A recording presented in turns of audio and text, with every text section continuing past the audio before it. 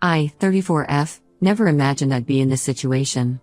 3 years ago, my world turned upside down when my husband Anthony, 36M, passed away unexpectedly from a heart condition we didn't know he had. We had been high school sweethearts, married for 10 years, and had 2 beautiful children together, Mia, 8F, and Leo, 6M. Anthony was the love of my life, my rock, and an amazing father. His death left a gaping hole in our lives that I wasn't sure how to fill. The first year after Anthony's passing was a blur of grief, paperwork, and trying to keep it together for the kids. Mia, being older, understood what had happened and retreated into herself. She would spend hours looking at old family photos and sleeping with Anthony's favorite sweater. Leo, on the other hand, was too young to fully grasp the permanence of death. He would often ask when Daddy was coming home, breaking my heart all over again each time.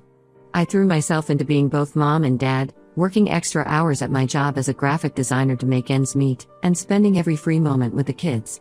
My parents were a huge help, often watching the kids when I had to work late or just needed a moment to breathe. But despite their support, I felt overwhelmingly alone. As time passed, we slowly started to find our new normal. I joined a grief support group, which helped me process my emotions and connect with others who understood what I was going through. Mia started seeing a child psychologist, which helped her open up about her feelings. Leo began to understand that Daddy wasn't coming back, but we made sure to keep Anthony's memory alive through stories and family traditions. About a year and a half after Anthony's death, my best friend Sarah, 33F, convinced me to start dating again. I was hesitant at first, feeling guilty at the thought of being with someone else. But Sarah pointed out that Anthony would have wanted me to be happy and that the kids deserved to see me smile again. So, with a mix of excitement and trepidation, I created an online dating profile. That's how I met Chris, 38M. He was divorced, with no kids of his own, and worked as an architect. Our first date was at a cozy coffee shop, and we ended up talking for hours. He was kind, funny, and seemed genuinely interested in my life and my kids. When I told him about Anthony, he was understanding and respectful, never pushing me to move faster than I was comfortable with. Over the next few months, Chris and I grew closer. He was patient with my occasional bouts of grief and never made me feel guilty for still loving Anthony. When it came time to introduce him to the kids, we took it slow. First, he would just drop by for a few minutes to say hello. Then, he started joining us for movie nights or trips to the park. Mia was cautious at first, but Leo took to Chris quickly, excited to have a man around to play catch with and build Lego creations. As our relationship progressed, Chris became a constant presence in our lives. He helped Mia with her math homework, taught Leo how to ride a bike, and even started coming to the kids' school events. It felt like we were becoming a family again. 6 months ago, Chris proposed. It was a simple, heartfelt moment in our backyard, with the kids present. He got down on one knee and asked not just me, but all of us if we would be his family. Mia and Leo were excited, and I felt like I had been given a second chance at happiness. We had a small wedding ceremony 2 months later, with just close family and friends. Everything seemed perfect until last week when Chris brought up the topic of adopting Mia and Leo. He said he loved them like his own and wanted to make it official. I was caught off guard and told him I needed time to think about it. The truth is, I've known for a while that Mia and Leo aren't comfortable with the idea of adoption. They told me this about 4 months ago, before Chris and I got married. Leo was worried that being adopted would mean forgetting about his dad. He asked me tearfully one night if it meant he had to call Chris dad now. Mia, being older, had stronger feelings about it.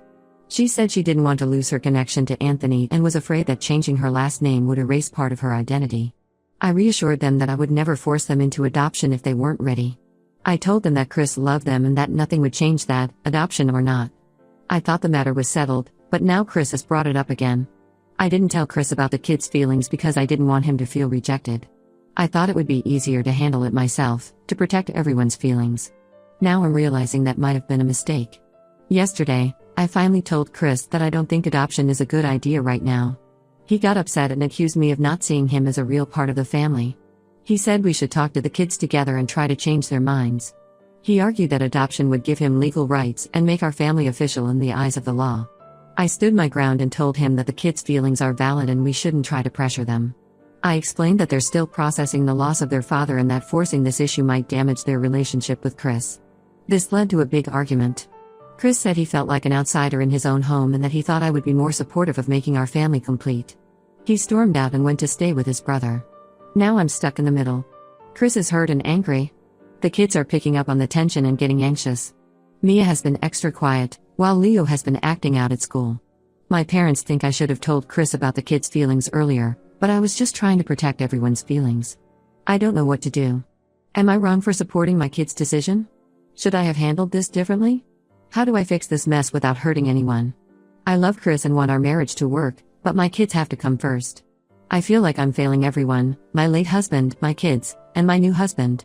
Any advice would be appreciated. Update 1, it's been 2 weeks since my last post, and a lot has happened. First, I want to thank everyone for their advice and support. Your comments really helped me see things more clearly and gave me the courage to face this situation head-on. After Chris came back from his brother's place, we had a long, honest conversation. I apologized for not telling him about the kids' feelings earlier and explained that I was trying to protect both him and the kids. I told him about the conversation I had with Mia and Leo 4 months ago, and how they expressed their concerns about adoption. Chris was still hurt, but he said he understood why I had kept it from him. He admitted that he had been feeling insecure about his place in our family. He shared that growing up, he had always felt like an outsider in his own family. His parents had divorced when he was young, and his dad had remarried and had 2 more kids. Chris never felt fully accepted by his stepmother or half-siblings, and I think that's part of why the adoption issue is so important to him. We agreed that we needed to talk to the kids together. It was a difficult conversation, but I'm glad we had it. We sat down with Mia and Leo in the living room, surrounded by family photos, including several of Anthony. Chris started by reassuring the kids that he loves them and that nothing would change that. Then, he gently asked them how they felt about the idea of adoption. Mia and Leo were brave enough to express their concerns directly to Chris.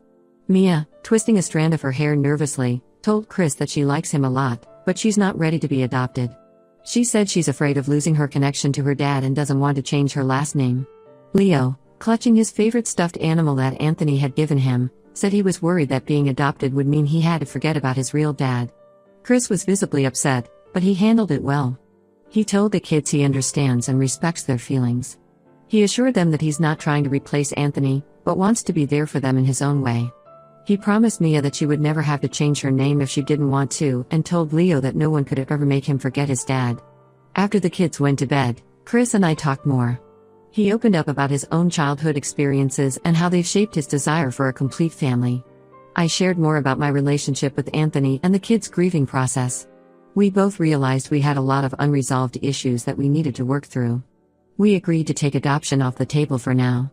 Instead, we're going to focus on building our relationships naturally, without any pressure. Chris suggested we start a new family tradition, a monthly family council where everyone can share their feelings and concerns openly. However, a new issue has come up. Chris's parents found out about the situation, and they're not happy. They've been calling and texting Chris, telling him he's being treated unfairly. They even suggested that I'm using him as a stand-in dad without giving him full parental rights. Their words have reopened the wound, and I can see Chris struggling with his feelings again. He says he understands our decision, but I can tell he's hurt by his parents' reaction. He's always sought their approval, and their disappointment is weighing heavily on him. I'm worried this might drive a wedge between us. Chris has started working late more often, and he's been quieter at home. The kids have noticed the change too. Mia asked me yesterday if Chris was mad at them, and Leo has been extra clingy with me. I want to support Chris, but I also need to protect my kids' feelings. I suggested we try couples counseling to work through these issues, but Chris is hesitant. He says he doesn't want to air our dirty laundry to a stranger. I feel like we've taken 1 step forward and 2 steps back. How do we handle his parents' interference? Should we set boundaries? Is there a way to make everyone feel secure and loved in this family without rushing into adoption? I'm trying to stay positive, but I can't help feeling overwhelmed by it all. Update 2, it's been a month since my last update, and things have taken an unexpected turn. I wish I had better news, but the situation has gotten worse.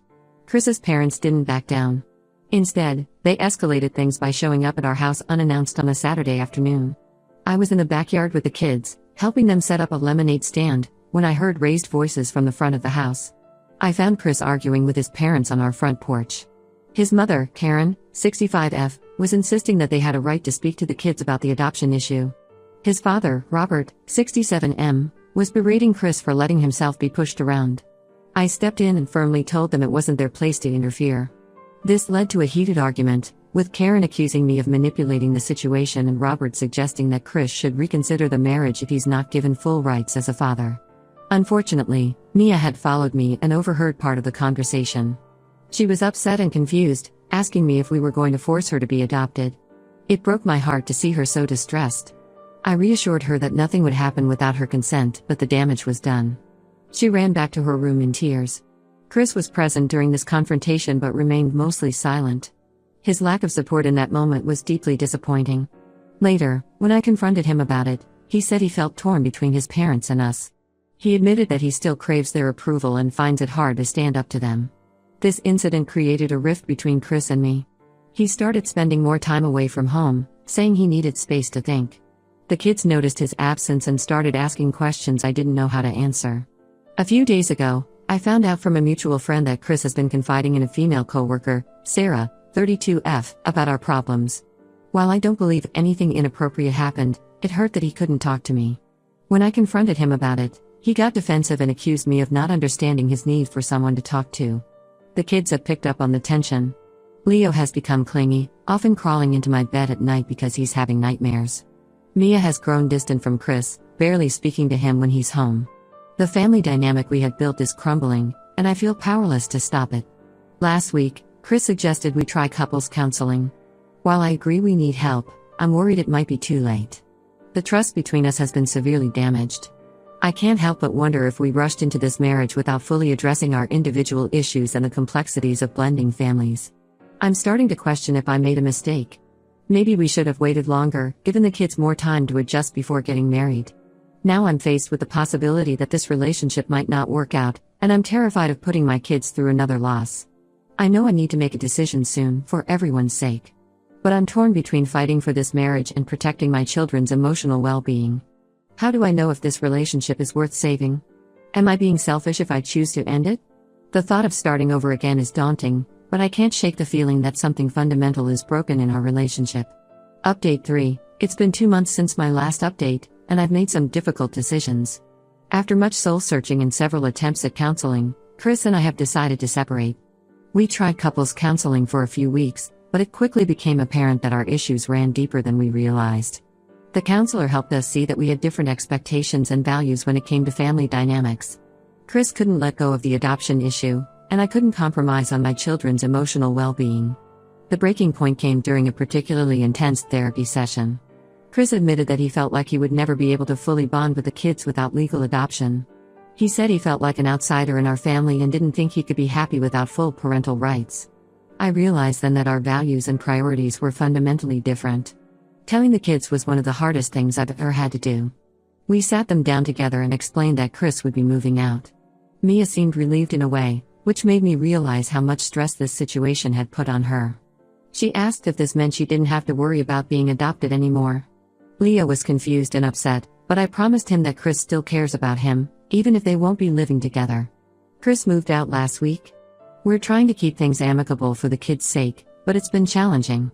His parents have been spreading rumors in our social circle, painting me as the villain who broke up their son's family. It's hurtful, but I'm trying to take the high road for my children's sake. The kids and I are adjusting to our new reality. It's strange being on our own again, but there's also a sense of relief. Mia has started opening up more, telling me she felt guilty for not wanting to be adopted and that she was afraid of disappointing Chris. Leo is still struggling with the changes, but he's been talking more about Anthony lately, sharing memories and asking questions about him. As for me, I'm focusing on healing and rebuilding. The kids and I are in family therapy to work through our feelings about these changes. I'm also taking time for self-reflection, determined not to repeat the same mistakes in the future. I've realized that I need to work on my own issues before I can be ready for a serious relationship again. Looking back, I can see where things went wrong. I rushed into a relationship without fully processing my grief over Anthony's death. I thought I was ready to move on, but I hadn't given myself or the kids enough time to heal. I also failed to communicate openly with Chris from the beginning about the complexities of our situation. For now, I'm focusing on my kids and myself. We're rediscovering old family traditions and creating new ones. Last weekend, we planted a tree in the backyard in Anthony's memory. It was a bittersweet moment, but it felt like a step towards healing. I don't know what the future holds, but I'm committed to putting my children first and making sure they feel secure and loved. This experience has taught me the importance of open communication, taking things slow, and really understanding everyone's needs and feelings before making major life decisions. To those who might be in similar situations, I urge you to take your time. Don't rush into major decisions, especially when children are involved. Communicate openly and honestly with your partner, and always prioritize the emotional health of your kids. Blending families is complex, and it's okay if it doesn't work out despite your best efforts. Thank you all for your support throughout this difficult journey. While this isn't the outcome I had hoped for, I believe it's the right decision for my family in the long run. We're taking it one day at a time, focusing on healing and moving forward together.